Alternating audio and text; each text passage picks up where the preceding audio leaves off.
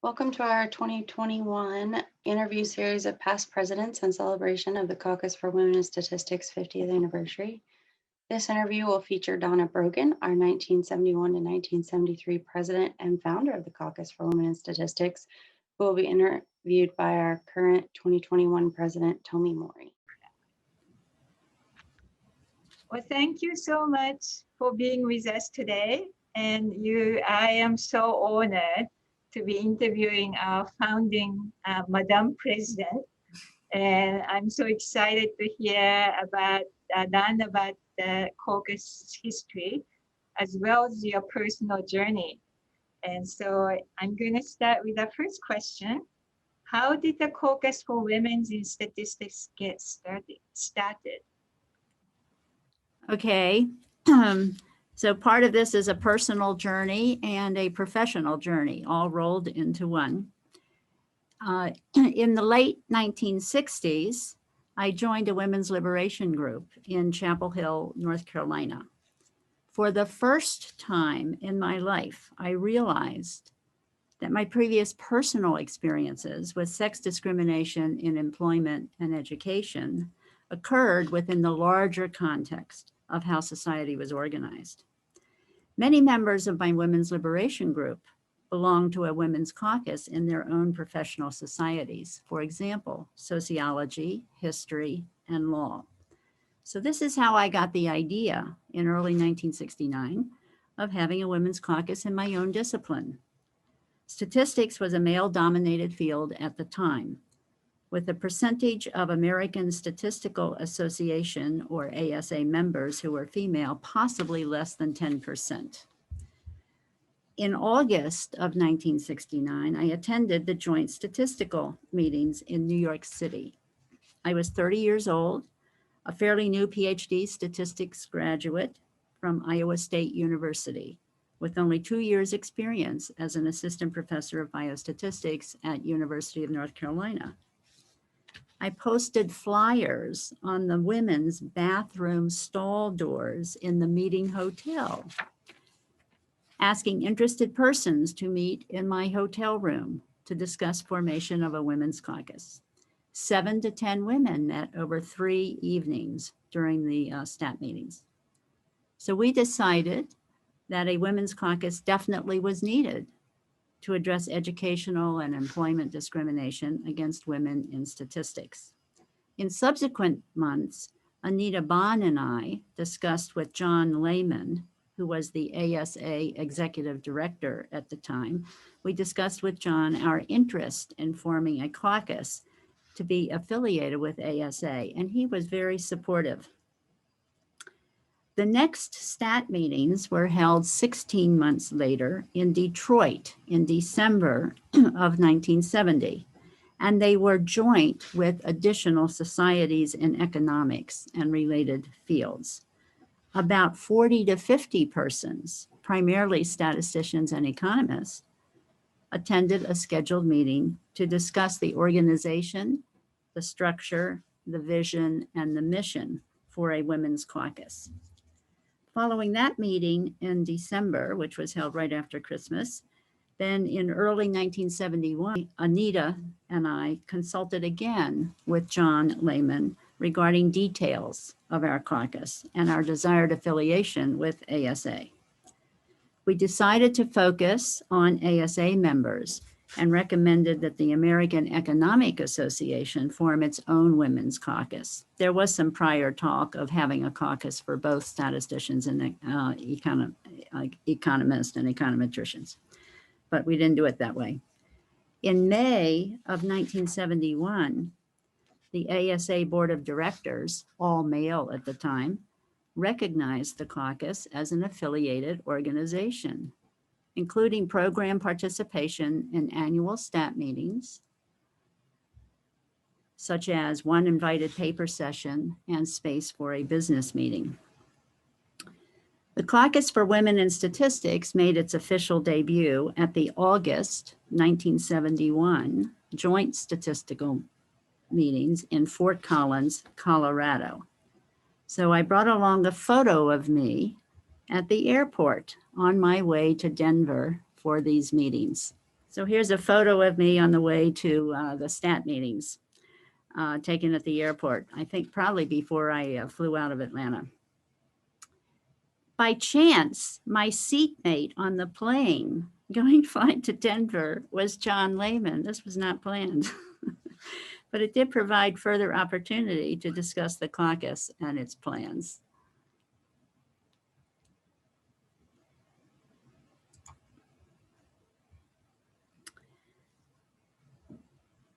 The caucus-sponsored invited paper session at the 1971 meetings focused on employment and education of women, with 3 speakers, a discussant, and a lively question and answer session among 150 attendees. So it seemed like a great success, actually.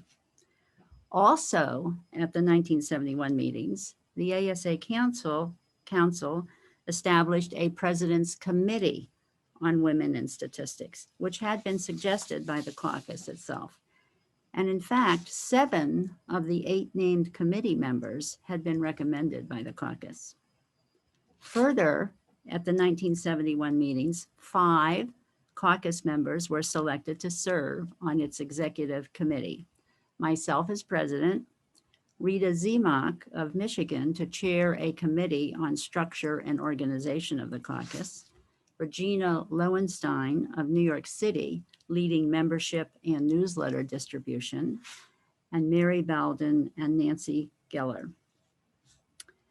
I served as caucus president for 3 years, 1971, calendar year 1971 through calendar year 1973.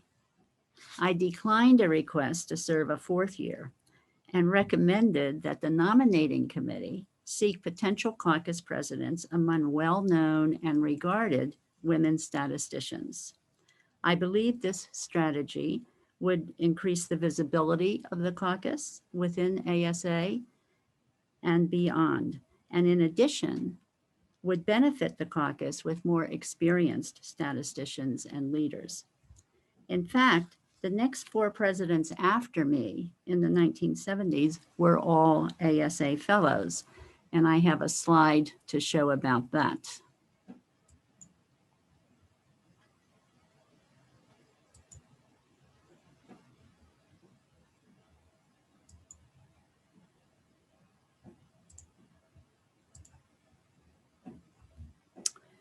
So here is a list of all of the caucus presidents during the 1970s. And as I said before, I served as president for 3 calendar years. Marie Wan followed me, and then she served for 2 calendar years. And then for the rest of the decade, each caucus president served just for 1 calendar year, and that pattern has continued until today.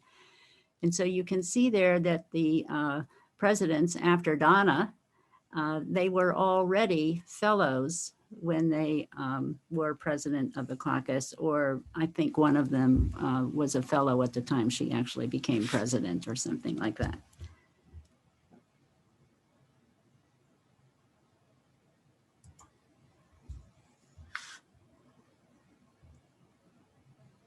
So it seems like it's all started as very young, passionate statisticians making up the flyer and putting on the bathroom. Yes. And getting together in a hotel room. That is such Right. a fascinating story to hear. It was, yes. Well, you know, I think I started that way because I think it was part of the background I had from the women's liberation movement, which was pretty grassroots.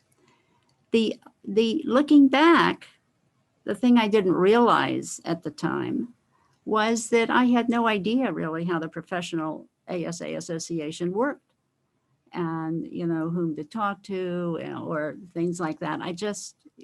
It was all new to me.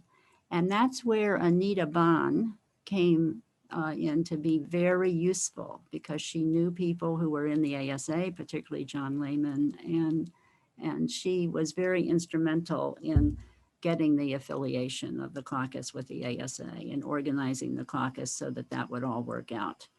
And, you know, so I was an agitator, so I needed some other expertise. But I think we needed the initial seed, Rose. Mhm. So that came from your passion and heart. So that's very exciting to hear.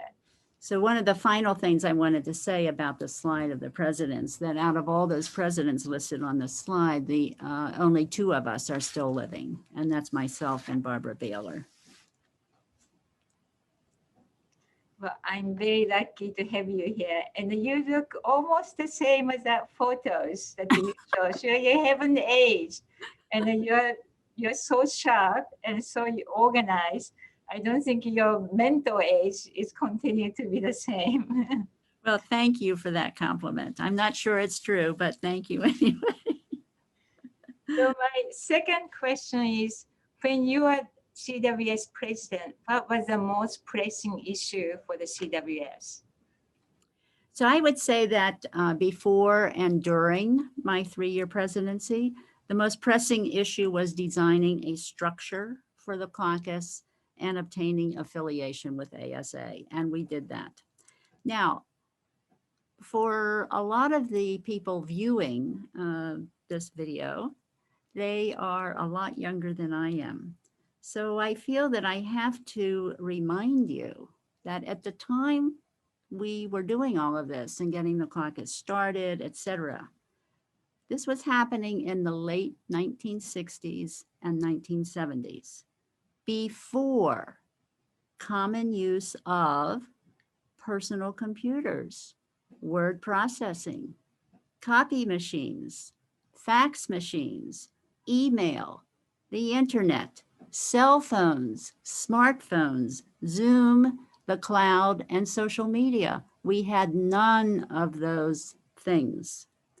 So I think this is one reason why a lot of caucus planning and discussions in these early days took place at the annual stat meetings, because that's where we could see each other and talk, et cetera. I mean, we did, write letters by hand or, type them on a typewriter or something, but it, today is a whole different communication world.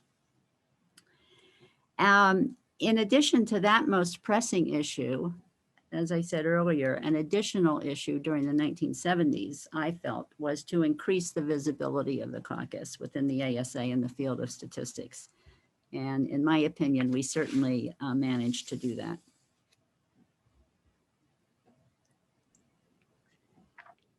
For the third question was, when you are CWS president, who is in the CWS executive committee or the membership do you remember most?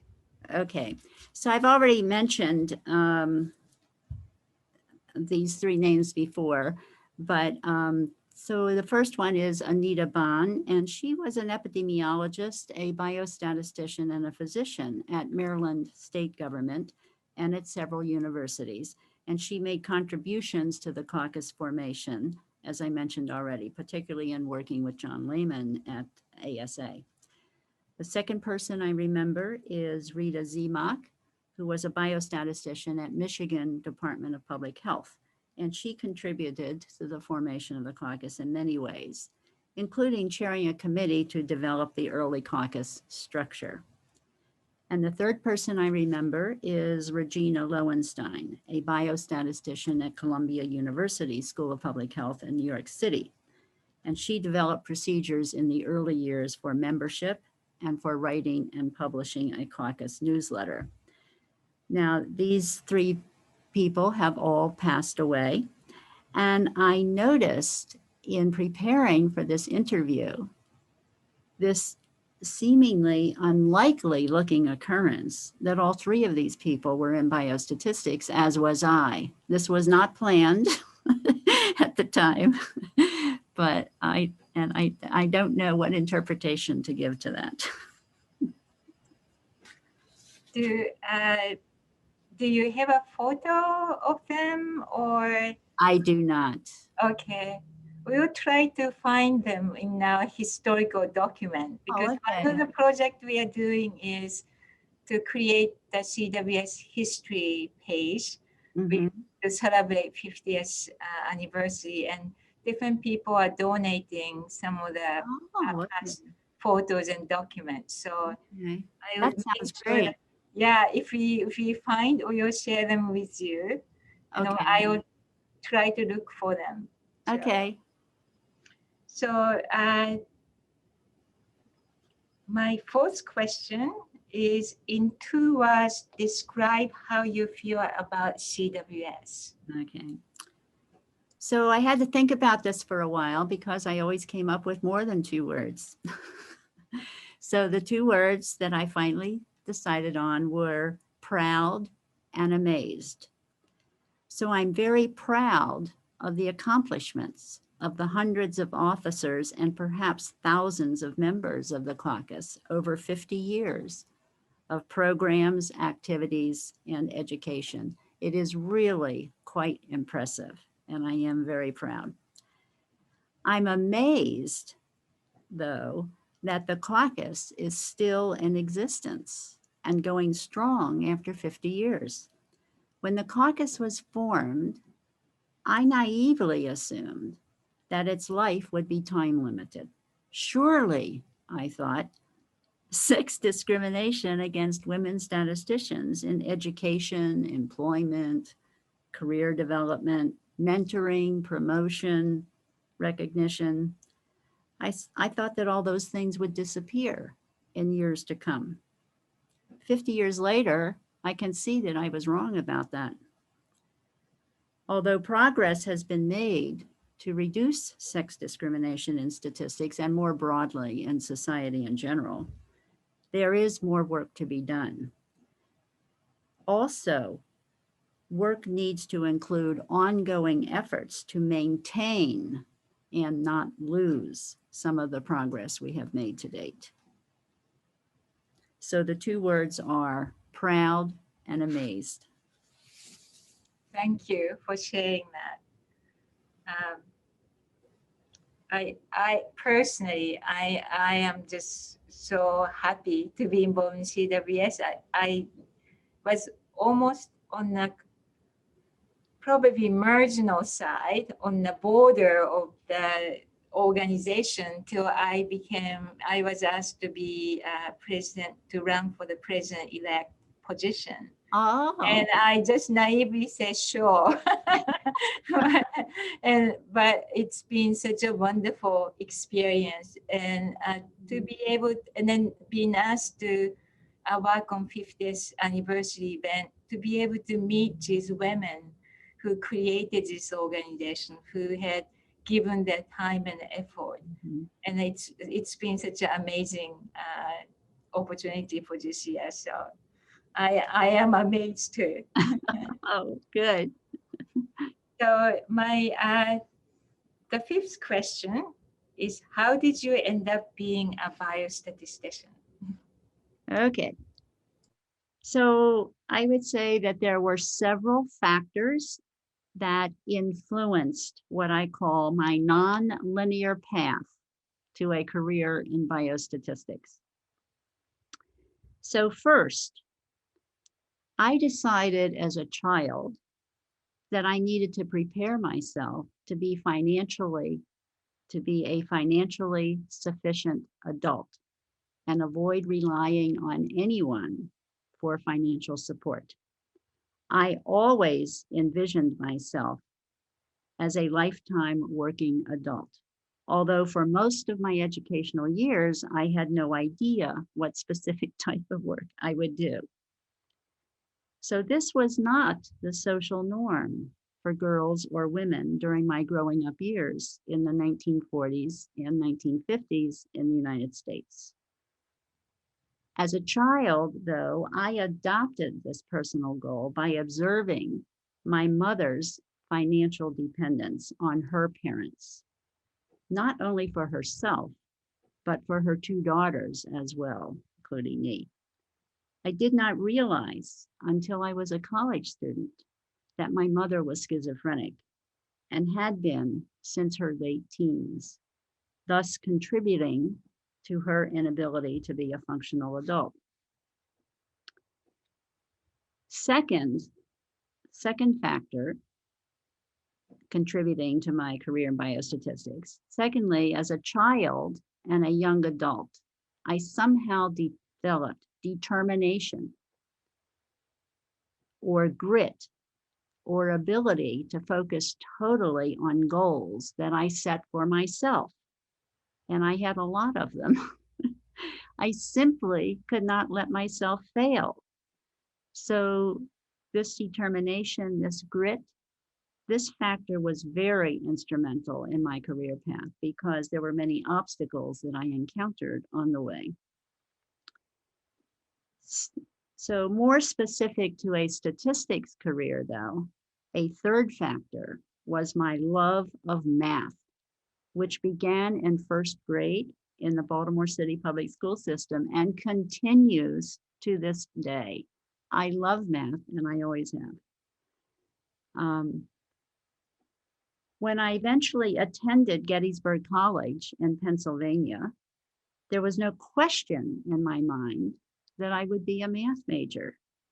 My career goal at that point was a high school math teacher, modeling myself after one of my favorite public school teachers. During my sophomore year at Gettysburg, I took one education course, disliked it, and vowed to never take another one. So I had to discard my goal of high school math teacher because I knew upon graduation I would not be qualified to teach in any school system. As I approached my senior year at Gettysburg, I thought about medical school or CPA, Certified Public Accountant. My favorite math professor at Gettysburg dissuaded me from both options because these fields were hostile toward women. So I simply accepted his advice and didn't even think about it. So I very quickly gave up those options. He suggested graduate school in math or stat, a doctoral degree, and college or university teaching and research. He also offered to nominate me for a Woodrow Wilson Fellowship, which at that time supported graduate school for future college professors. I just couldn't see myself as a college professor though, perhaps because I did not have one female professor in 4 years at Gettysburg College, except for girls' health education. So that factor, love of math, was a third and very strong factor in my career considerations. An important fourth factor in ending up in biostatistics was employment sex discrimination against women and against me. So I was unable to find a job after graduation from Gettysburg College in 1960 with a major in math and minors in chemistry and psychology. All technical positions were reserved for males only. In fact, jobs were advertised as help wanted male and help wanted female, and all the technical positions were in the help wanted male column. So I'm going to give one example that illustrates the employment climate for women in 1960, and this actually happened to me.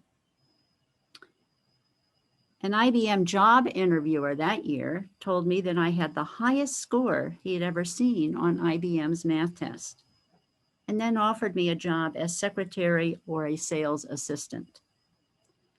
I countered that I was very interested in their advertisement for computer programmer, especially since I had all of the required qualifications and a high score on their very own math test.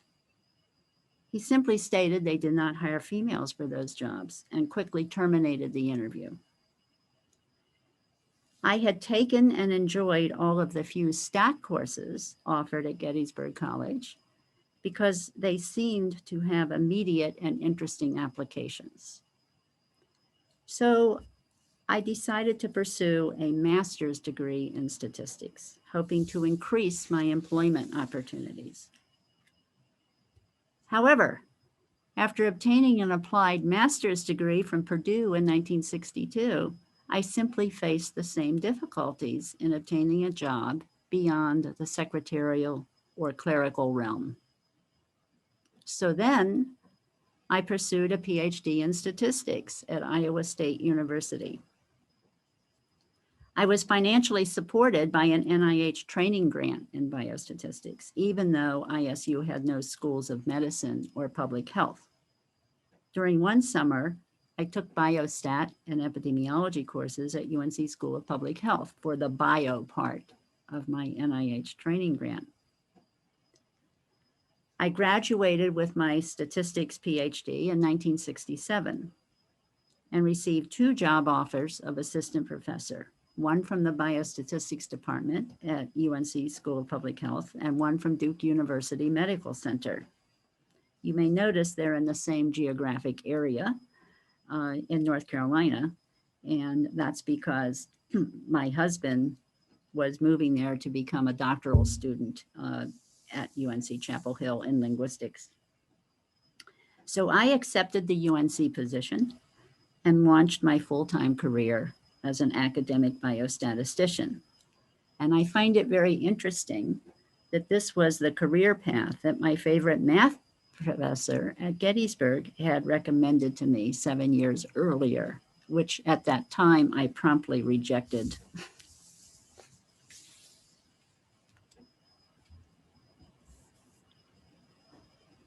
That's such a fascinating story, but I had no idea that people, the position, the job advertisement with just males only, or that these practices, it's almost reminded me of Ruth Bader Ginsburg stories Yes. about the barrier that she faced. And I think people grew up now, young people don't realize all the challenges that the people has faced not that long ago. Right. Not that long ago from my viewpoint. It's this is true. And my 2 grown daughters, I think they simply don't believe some of the stories, some of the true stories that I tell them that actually happened to me.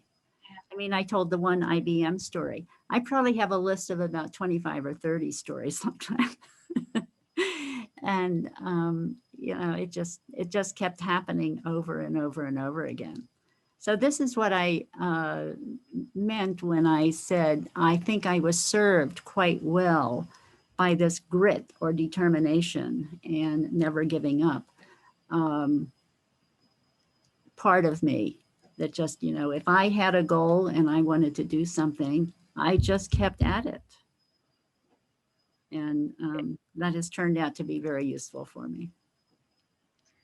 Well, my final question is, would you like to share anything else regarding your career development with the young statisticians today?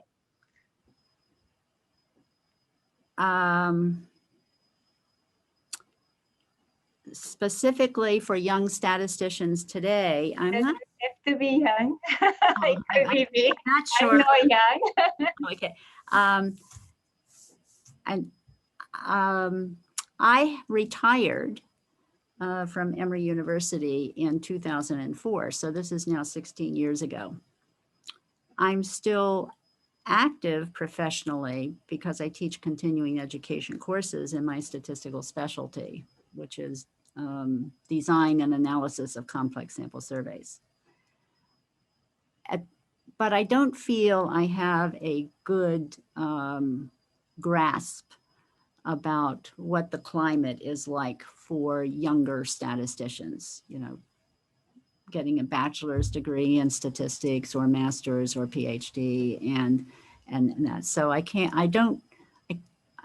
really feel that I can give advice to much younger people on that arena.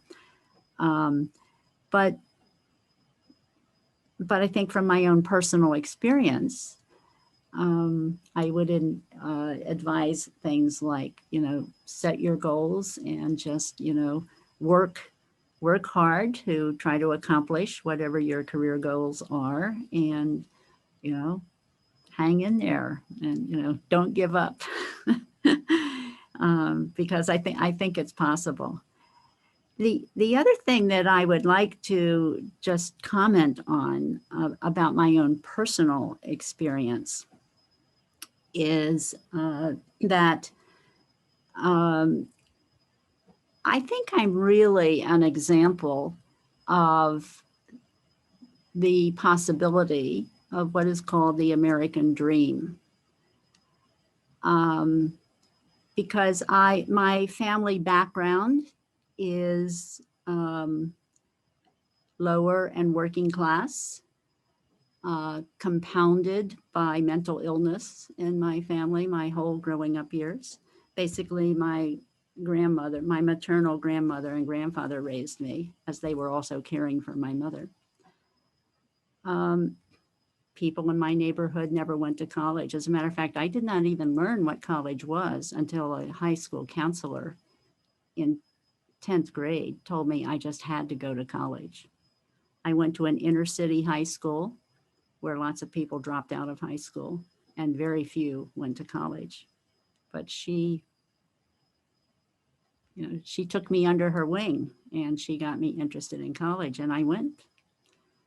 And so the Baltimore City public school system was very instrumental in launching me on my educational career, going to college, et cetera.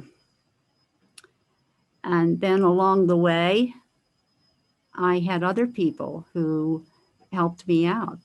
The math college professor at Gettysburg, who was, asking me about my career, he was a huge influence on me. And he is the one who turned me on to statistics, as a matter of fact. He taught for the first time ever a course in math stat. He came to class every day and he said, "I hate teaching this course. I don't know anything about it." And I simply loved the course. And, and even though, he had a hard time teaching it, I guess I learned a lot and really turned me on to statistics. And so, and then I had assistantships at Purdue as a master's student. And I did pay for most of my undergraduate and graduate school myself. And then when I got to Iowa State, I had this NIH traineeship to help me out financially. It paid for all my tuition, paid for typing my dissertation. It was wonderful.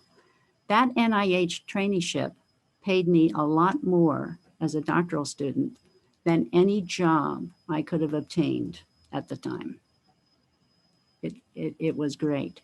So I had a lot of help from the public school system, from the federal government, and I'm very grateful for all of it. I just admire your strengths and resiliency and really the determination. And I think that I so much appreciate your taking the time to interviewing with us and being a part of the 50th anniversary, the record of our caucus history. So thank you so much. And I'm going to stop recording, but let's see.